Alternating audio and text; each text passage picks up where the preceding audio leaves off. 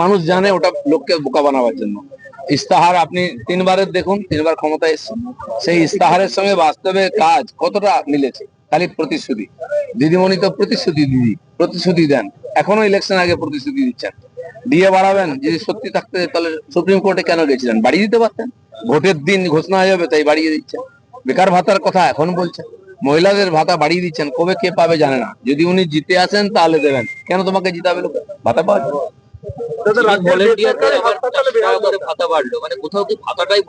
যদি বলছে টাকা নেই, তো টাকা নাই তো বাড়াচ্ছ কি করে? সেই মোদিজির কাছে ধর্ণা দিতে হবে। তাই আমি লোককে বলবো ধর্ণা দেওয়ার কেন ভাই? মোদিজি সরকার করে দিন, উনি ডাইরেক্ট তোমাদের দেন, ভাতা নয় বেতন ডবল করে দেবেন। আমরা বলে দিয়েছি কি করব সবার জন্য। এমনকি যাদের চাকরি খেয়ে নিয়েছে, ওরা চাকরি হয়নি ঝুলে আছে, তাদের বয়সের 5 বছর সীমা বাড়িয়ে দেবো আমরা। 45 দিনের মধ্যে এইসব ডিএফিএ সব ক্লিয়ার হবে।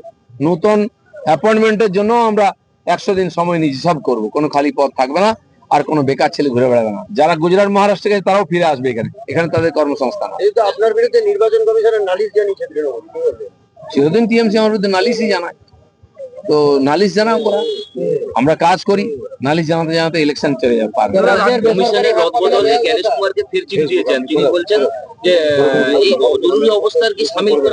উনি তো 6 মাস অন্তর সব অফিসার পাল্টাতেন, কে কি জিজ্ঞেস করেছে ওনাকে? অতএব ওনার কিছু করার নেই, চুপ করে 1.5 মাস বসুন আর নির্বাচনে মন দিন।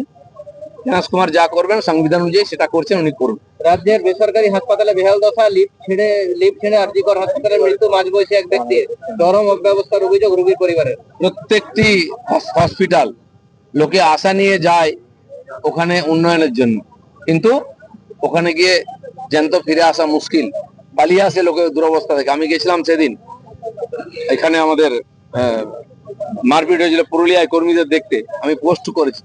কি দুর্গন্ধ, কি দুরবস্থা, নরক হয়ে গেছে ওটা। প্রত্যেকটি হসপিটাল, না ডাক্তার, না ওষুধ, না সাফ সাফাই। মানুষের জন্য শোয়ার থাকার বেড নেই, রাস্তায় ফুটপাতে বারান্দায় শুয়ে আছে মানুষ, প্রসূতিরা শুয়ে আছেন। এ তো নরক ভোগ হচ্ছে আমাদের পশ্চিমবাংলায় থেকে।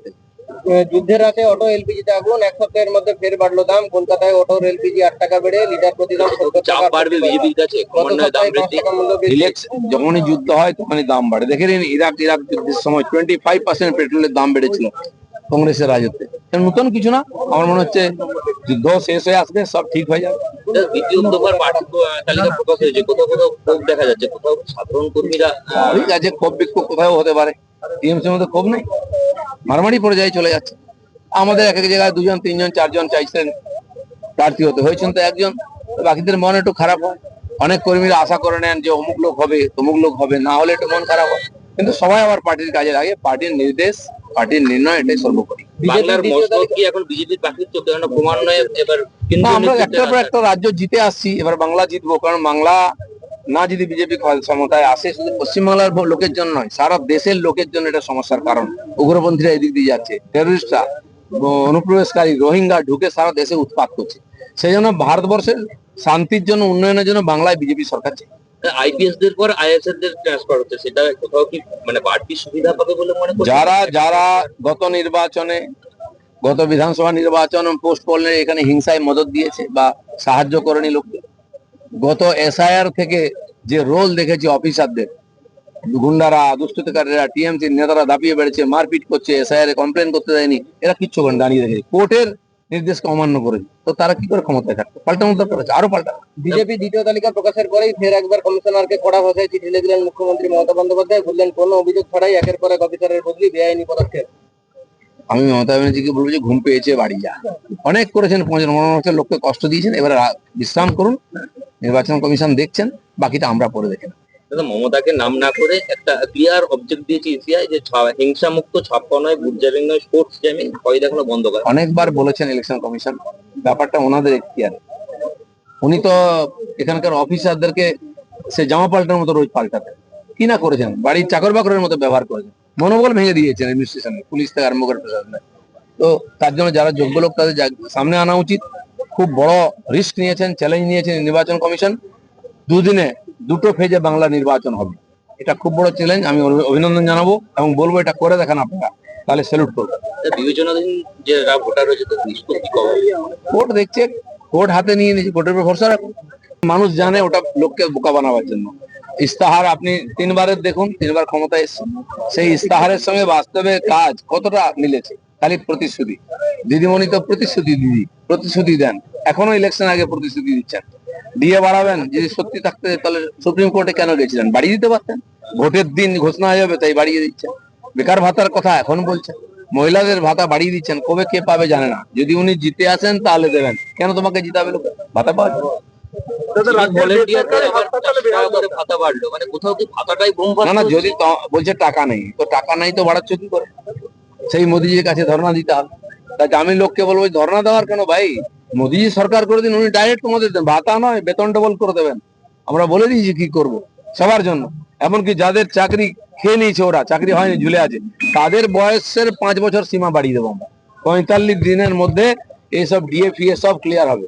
নতুন অ্যাপয়েন্টমেন্টের জন্য আমরা 100 দিন সময় নিয়েছি, সব করব। কোনো খালি পদ থাকবে না, আর কোনো বেকার ছেলে ঘুরে বেড়াবে না। যারা গুজরাট মহারাষ্ট্র গেছে তারাও ফিরে আসবে এখানে, এখানে তাদের কর্মসংস্থান হবে। এই তো আপনার বিরুদ্ধে নির্বাচন কমিশনের নালিশ জানিয়েছে তৃণমূল, কি বলবেন?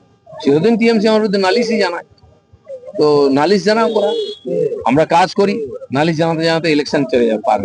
কমিশনের রদবদলে জ্ঞানেশ কুমারকে ফের চিঠি দিয়েছেন, তিনি বলছেন যে এই জরুরি অবস্থার কি শামিল করার চেষ্টা করছেন। উনি তো 6 মাস অন্তর সব অফিসার পাল্টাতেন, কে কি জিজ্ঞেস করেছে ওনাকে? অতএব ওনার কিছু করার নেই, চুপ করে 1.5 মাস বসুন আর নির্বাচনে মন দিন। জ্ঞানেশ কুমার যা করবেন সংবিধান অনুযায়ী সেটা করছেন, উনি করুন। রাজ্যের বেসরকারি হাসপাতালে বেহাল দশা, লিফট ছেড়ে আরজিকর হাসপাতালে মৃত্যু মাঝবয়সী এক ব্যক্তির, চরম অব্যবস্থার অভিযোগ রোগীর পরিবারের। প্রত্যেকটি হসপিটাল লোকে আশা নিয়ে যায় ওখানে উন্নয়নের জন্য, কিন্তু ওখানে গিয়ে জ্যান্ত ফিরে আসা মুশকিল, পালিয়ে আসে লোকের দুরবস্থা থেকে। আমি গেছিলাম সেদিন, এখানে আমাদের মারপিট হয়েছিল পুরুলিয়ায় কর্মীদের দেখতে, আমি পোস্ট করেছি। কি দুর্গন্ধ, কি দুরবস্থা, নরক হয়ে গেছে ওটা। প্রত্যেকটি হসপিটাল, না ডাক্তার, না ওষুধ, না সাফ সাফাই, মানুষের জন্য শোয়ার থাকার বেড নেই, রাস্তায় ফুটপাতে বারান্দায় শুয়ে আছে মানুষ, অসুবিধারা শুয়ে আছেন। এ তো নরক ভোগ হচ্ছে আমাদের পশ্চিমবাংলায় থেকে। যুদ্ধের রাতে অটো এলপিজিতে আগুন, 1 সপ্তাহের মধ্যে ফের বাড়লো দাম। কলকাতায় অটোর এলপিজি 8 টাকা বেড়ে লিটার প্রতি দাম 70 টাকা বাড়বে বিজেপির কাছে। যখনই যুদ্ধ হয় তখনই দাম বাড়ে। দেখে নিন ইরাক যুদ্ধের সময় 25% পেট্রোলের দাম বেড়েছিল কংগ্রেসের রাজত্বে। নতুন কিছু না, আমার মনে হচ্ছে যুদ্ধ শেষ হয়ে আসবে, সব ঠিক হয়ে যাবে। দ্বিতীয় দফার প্রার্থী তালিকা প্রকাশ হয়েছে, কোথাও কোথাও ক্ষোভ দেখা যাচ্ছে, কোথাও সাধারণ কর্মীরা। ঠিক আছে, ক্ষোভ বিক্ষোভ কোথাও হতে পারে, টিএমসির মধ্যে ক্ষোভ নেই, মারামারি পড়ে যায়, চলে যাচ্ছে। আমাদের এক এক জায়গায় 2 জন 3 জন 4 জন চাইছেন প্রার্থী হতে, হয়েছেন তো একজন, বাকিদের মন একটু খারাপ হয়। অনেক কর্মীরা আশা করে নেন যে অমুক লোক হবে, তমুক লোক হবে, না হলে একটু মন খারাপ হয়।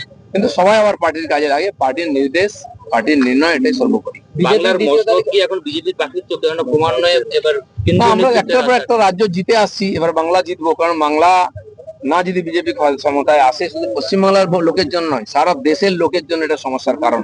উগ্রপন্থীরা এদিক দিয়ে যাচ্ছে, টেররিস্টরা, অনুপ্রবেশকারী রোহিঙ্গা ঢুকে সারা দেশে উৎপাত করছে।